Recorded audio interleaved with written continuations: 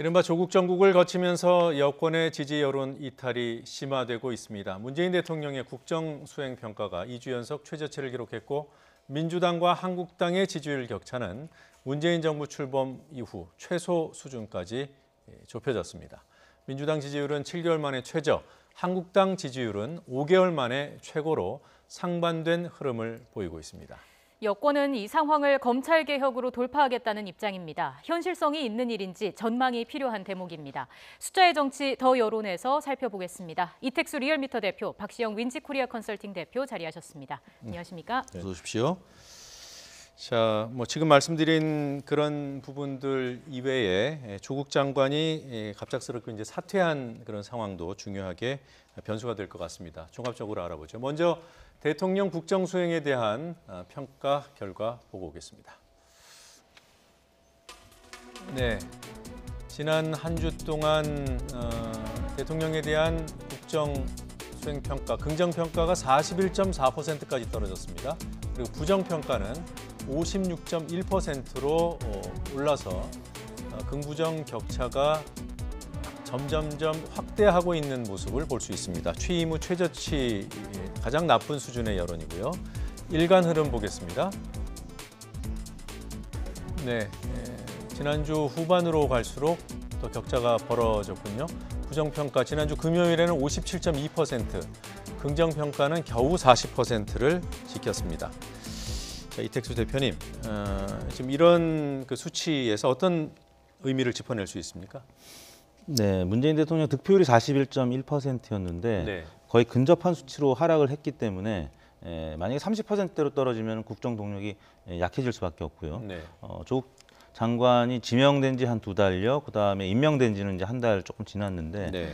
부정평가가 또 60% 이상 넘어가게 될 경우에는 조국 장관이 계속 가더라도 사법개혁이 어려울 가능성이 있죠. 그래서 네. 조국 장관이 스스로 결정을 내린 것 같은데요. 네. 특히 이번 주 같은 경우는 이제 10월 3일 날 또 네. 10월 9일 날 개천절 한글날 광화문 집회가 큰 영향을 미치지 않았나 싶습니다. 그동안 이제 샤이 보수라고 하는 표심들이 실제 오프라인에서 광장에서 많은 유권자들이 나온 모습을 보면서 예. 샤이했던 분들이 이제 여론조사에도 표심을 드러내는 그런 현상이 나타난 것 같고요. 또 이제 최근 들어서 그 통상적인 방법은 아니었지만 일부 조사 기관들이 30%대 지지를 발표했기 때문에 네. 그런 부분들이 또 여론조사에 영향을 미치거든요.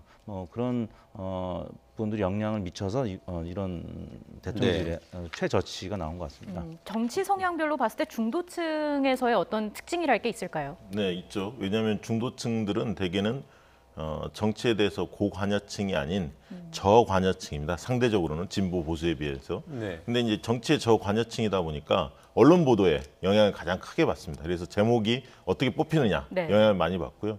그리고 기본적으로 양비론적인 속성도 가지고 있으면서도 네. 대세 편승적인 태도를 취합니다. 그러니까 대세가 잡히면 그쪽을 좀 따라가는 경향이 좀 있고요. 그다음에 이제 이런 이념적인 문제보다는 사회 개혁적인 문제보다는 민생에 우선하는 그런 태도를 보이고 있고요. 네. 그다음에 이제 사회가 점진적으로 좀 변화하기를 바라는 마음이 있습니다. 그러다 보니까 조국 정국이 길어지다 보니까 이 중도층들이 볼 때는 좀 시끄럽다, 분열 이런 거에 대해 별로 탐탁치 않고요. 그다음에 이제 피로감, 그만하자. 이런 어떤 정서가 있습니다. 그래서 검찰 개혁에는 동의하면서도 네. 조국 임명에 대해서는 반대하는 이런 중도층의 정서가 있는데 이번 조사에서도 전주에 비해서 지난주에 비해서 6%포인트 중도층에서 하락한 것으로 그렇게 조사가 됐습니다. 예. 네. 네, 지금 생중계 화면 보고 계십니다. 이 시각 법무부 청사 앞이고요. 자, 이 문을 통해서 조국 법무부 장관이 이 모습을 드러낼 것으로 보입니다. 지금 청사 안에서 사태와 관련된 행정 절차 그리고 또 직원들 면담 등이 이루어지고 있는 것 같고요. 잠시 뒤면 이곳을 통해서 퇴근할 것으로 보입니다. 네, 2차 검찰개혁안 발표 직후에 전격 사퇴를 선언했습니다. 조국 법무부 장관이 지금 보시는 과천 법무부 청사를 떠나서 잠시 뒤 자택으로 출발할 예정입니다. 아직까지는 모습을 드러내지 않고 있는데 잠시 뒤면 모습을 볼 수 있을 것 같습니다. 네, 3시 반쯤 퇴근한다고 언론에는 얘기를 했다고 합니다. 네. 나오면서 무슨 얘기를 할지 사실 사퇴 입장 발표 보도를 저희가 했습니다만 입장문은 내놨고요. 직접 얘기하는 것은 보지 못했는데 네, 지금 어떤 말을 하는지 들어볼 수 있을지도 주목됩니다. 지금 화면 앞쪽에 보이는 사람들은 법무부 직원들과 그리고 간부들로 추정이 됩니다. 네, 조금 전에 박시영 대표께서 중도층의 민심 위반이 꽤 빠르게 진행됐다. 지난 전주보다도 부정평가가 6%포인트나 더 늘었다고 했죠? 네, 긍정평가 6%포인트 빠졌고요. 네. 지금 긍정평가하고 부정평가를 대비해 보면 부정평가가 중도층에서 한 2배 이상 높은 그런 상황입니다. 네. 보통은 뭐 진보는 진보대로 결집하고 보수는 보수대로 결집하고 중도는 뭐라고 할까요? 좀 균형을 잡는 그런 여론 지형을 보이지 않았습니까? 네, 이제 조국 장관 그 사퇴 관련된 여론조사를 저희가 뭐 쭉 해왔는데 네.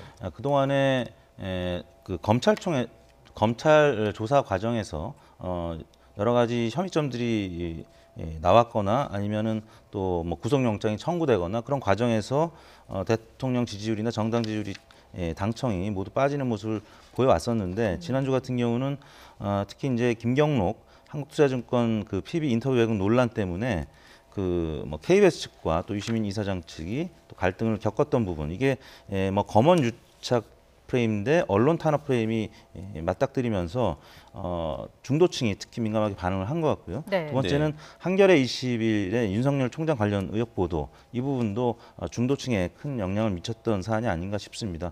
그래서 지난주에 전체적으로는 부정평가가 최고치로 나타난 것으로 이게 이제 예.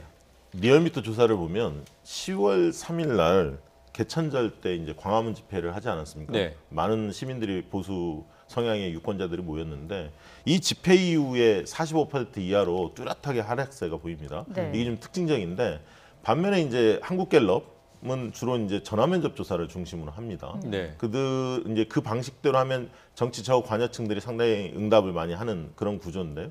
거기는 3주 전에 비해서 꾸준히 그래도 좀 오르는 양상을 보이고 있습니다. 그러니까 3주 전에 40%가 나왔다가 1%씩 일주일마다 올라서 지난주에 금요일에는 43%가 나왔기 때문에 네. 리얼미터 조사는 주로 이제 정치 고관여층 중심으로 응답을 많이 한다 이렇게 네. 이제 추정이 가능할 텐데요. 이 층에서는 분명히 대통령 지지도나 민주당 지지도가 하락세가 뚜렷하고요. 그러면서 한국당은 굉장히 대등한 정도로 한국당이 치고 올라온 게 드러났는데 이제 갤럽 조사에서는 아직 그런 정도의 현상은 발견되지 않고 있다. 이것 또한 네. 좀 참고로 보실 필요는 있어 보입니다. 네, 뭐 참고로 조사 기법 잠깐만 한 번 더 여쭤보죠. 그러니까 리얼미터의 조사 방식은 이른바 샤이층을 그러니까 좀 네. 소극적인 사람들의 의사를 조금 더 잘 잡아내는 그런 조사 방식인 네. 거죠. 그 뭐 여러 조사기관들이 지금 부정평가는 비슷한데요. 긍정평가 이제 비율이 조금씩 차이가 나는 이유는 그 모름 무응답의 비율 때문에 그런데요. 네. 보통이라든지 모름 무응답의 포션이 뭐 10%나 20%가량 가까이 되는 조사 결과들은 부정평가는 비슷하지만 긍정평가들이 또 그만큼 줄어들기 때문에 대통령 지지율이 적게는 뭐 30%대 초반까지 나온 결과들이 있는데 공통적으로 나타나는 현상은 아무튼 부정평가가 대부분 50%를 전후해서 지금 높게 나타나고 있다. 지금 리얼미터도 그렇지만 대부분 다른 조사기관들도 한 8주 정도 부정평가가 지금 긍정평가보다 높아진 상황이라는 점이 좀 공통적인 부분이고요. 예. 조국 장관이 임명된 게 이제 8월 9일 날이었는데 8월 둘째 주부터 문재인 대통령의 긍정평가와 부정평가가 오차 범위 내로 좁혀졌다가 8월 셋째 주부터 네. 부정평가가 높아지는 모습을 보였는데 이게 이제 박근혜 전 대통령이 문창극 총리 지명하면서 국무부장 역전됐던 그 상황이랑 굉장히 흡사합니다. 그러다가 이제 문창극 총리 지명자가 사퇴하면서 다시 국무부장이 역전되는 네. 그런 상황을 보였었는데 긍정평가가 이제 부정평가보다 오차범위 바깥으로 높아진 게 거의 2달이나 걸렸습니다. 2달 정도 이후에 다시 긍정평가가 이제 50%대로 박근혜 전 대통령이 올라갔었는데 네. 당시에 이제 상황을 돌이켜 보면은 교황이 방한했었고 또 730 재보선 압승이 있었습니다. 이제 문재인 대통령 입장에서는 북미 관계라든지 한일 관계 또 한미 관계 이런 부분들이 좀 호전이 될 경우에는 대통령 지지율도 이제 오를 수 있는데 네. 상황이 이제 어떻게 될지 좀 지켜봐야 될 것 같습니다. 예, 지금 그 화면을 그 진행팀에서는 화면을 좀 분할해서 보여주시죠. 지금 저희가 수치 얘기를 하기 때문에 그래픽을 좀 시청자들께서 보셔야 될 것 같습니다. 정당 지지율 얘기를 좀 해보겠습니다. 그 민주당과 한국당의 정당 지지율 차이가 꽤 벌어졌는데 지난주 미래얼미터 조사 결과 보니까 1%포인트 차이도 안 나요. 네, 그렇습니다. 서울 지역과 중도층에서 민주당을 한국당이 역전하는 네. 그런 결과가 나왔고요. 물론 이제 경기도는 여전히 이제 민주당이 우세한 상황입니다만 20대 같은 경우도 한국당이 한 4%포인트까지 접근하는, 그래서 격차가 많이 줄어든 그런 현상을 보이고 있습니다. 네. 그래서 주로 이제 민주당이 아까도 얘기했지만 국정 지지도 못지않게 중도층에서 민주당 지지도도 한 7%포인트가 하락했고 네. 30대에서 무려 10%포인트가 하락한 것으로 조사가 됐습니다. 그동안 한국당 같은 경우에는 반사이익이 좀 제한적이었던 느낌이 있었는데 이번에 좀 추세를 탔다 이렇게 볼 수 있습니까? 그렇습니다. 이제 한국당이 이제 탄핵 이후로 계속 지리멸렬하면서 이탈한 보수층이 굉장히 많았는데 최근 이제 과정에서 한국당의 한 90% 이상은 과거에 지지세를 복구하지 않았나 네. 이렇게 좀 예상이 됩니다. 왜냐하면 과거 한참 잘 나갈 때 30% 후반대까지 찍었었거든요. 그때에 비하면 조금 약하긴 합니다만 90% 정도는 복구를 했다 이렇게 좀 보여지고요. 민주당은 반면에 대통령 지지도가 하락하면서 예. 함께 민주당 지지도 또한 상당 부분 좀 하락을 했다 이렇게 보여집니다. 예. 그럼 뭐 지금은 사실 그 조국 장관이 사퇴했기 때문에 이 이후의 상황이 어떻게 될지 그것이 궁금하고요. 그리고 대통령이 오늘 3시부터 청와대 수석 보좌관 회의를 주재하면서 모두 발언으로 입장을 밝힙니다. 그 발언의 반응이 또 어떻게 나올지 궁금합니다. 대통령 발언 지금 확인하고 얘기 나눠보겠습니다. 저는 조국 법무부 장관과 윤석열 검찰총장의 환상적인 조합에 의한 검찰 개혁을 희망했습니다. 꿈 같은 희망이 되고 말았습니다. 결과적으로 국민들 사이에 많은 갈등을 야기한 점에 대해 매우 송구스럽게 생각합니다. 그러나 결코 헛된 꿈으로 끝나진 않았습니다. 검찰 개혁에 대한 조국 장관의 뜨거운 의지와 이를 위해 온갖 어려움을 묵묵히 견디는 자세는 많은 국민들에게 다시 한번 검찰 개혁의 절실함에 대한 공감을 불러일으켰고 검찰 개혁의 큰 동력이 되었습니다. 오늘 조국 법무부 장관이 발표한 검찰 개혁 방안은 역대 정부에서 오랜 세월 요구되어 왔지만 누구도 해내지 못했던 검찰 개혁의 큰 발걸음을 떼는 일입니다. 국회의 입법 과제까지 이루어지면 이것으로 검찰 개혁의 기본이 만들어지는 것이라고 생각합니다. 특히 검찰 개혁 방안의 결정 과정에 검찰이 참여함으로써 검찰이 개혁의 대상에 머물지 않고 개혁의 주체가 된 점에 큰 의미를 부여하고 싶습니다.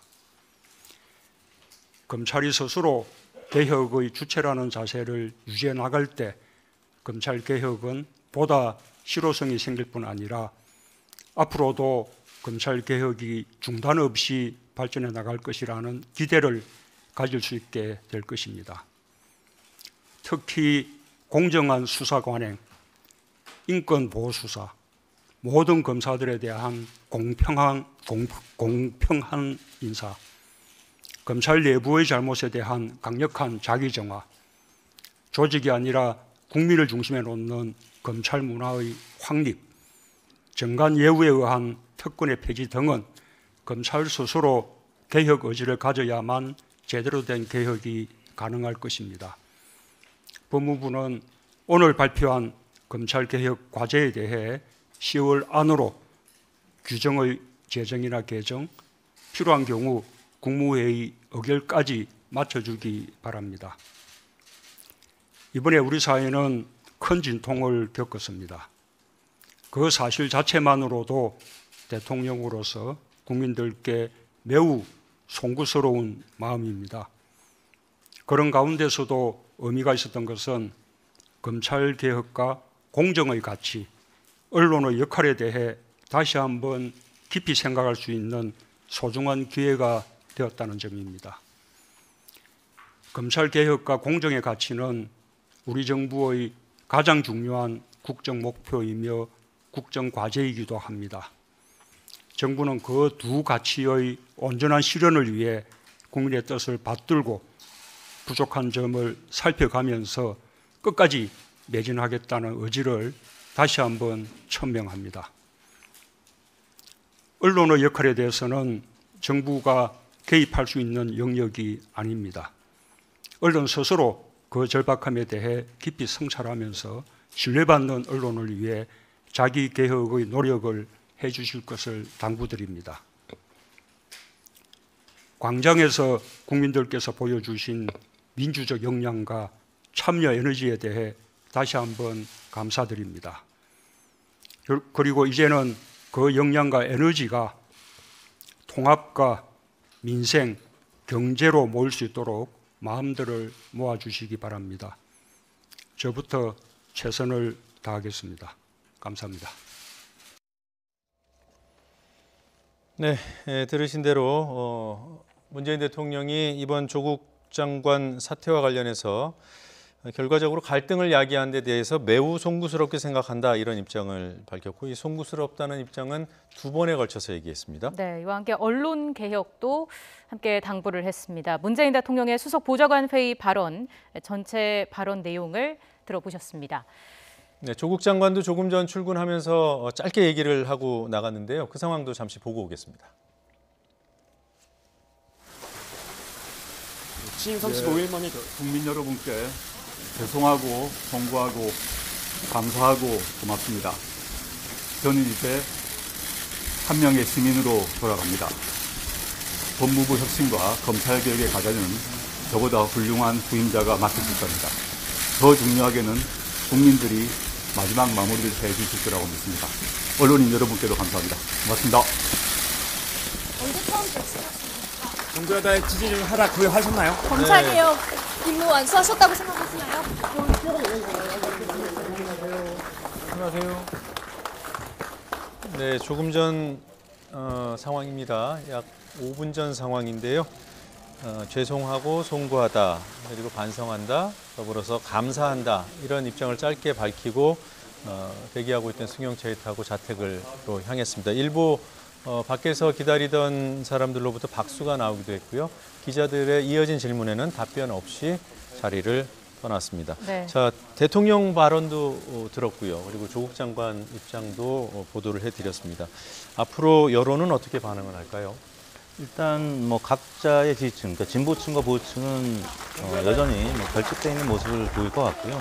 중도층이 문제인데 네. 중도층은 이제 과거 전례를 보면 이런 문제가 돼 사퇴하는 사퇴 이후에는 동정론이 좀 반영이 돼서 네. 조금 복원이 되는 그런 현상들이 있었는데요. 뭐 이번에도 이제 그 전례가 적용될지는 지켜봐야 되겠습니다만 아무튼 조국 장관 입장에서는 지지율이 이제 많이 출렁거렸다. 그리고 뭐 또 법무부 국감이 내일이었는데 뭐 명재건 판사까지 부장 판사까지 또 국감에 이제 불려 나올 수 있는 뭐 이런 그러니까 상권 분립에 굉장히 기초가 흔들릴 수 있는 뭐 이런 부분까지 나오다 보니까 뭐 가족의 고통도 고통이지만 이 정치적인 부담이 너무 커지는 이런 상황 때문에 그만둔 것이 아닌가 싶은데요. 또 여론은 여론대로 이제 검찰 수사가 워낙 이제 강도 높게 계속 이어지다 보니까 무언가 있는 것 아니냐 뭐 이런 국민들의 여론도 있을 수 있고요. 예. 또 대통령이 영이 서지 않는 이제 과거 같으면은 대통령 입장을 밝히면 검찰도 어느 정도 좀 수그러드는 모습을 보였었는데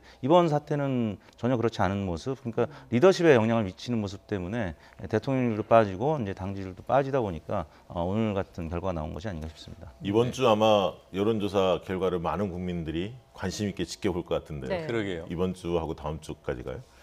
저는 단기에는 집권 세력에게 악재일 거다.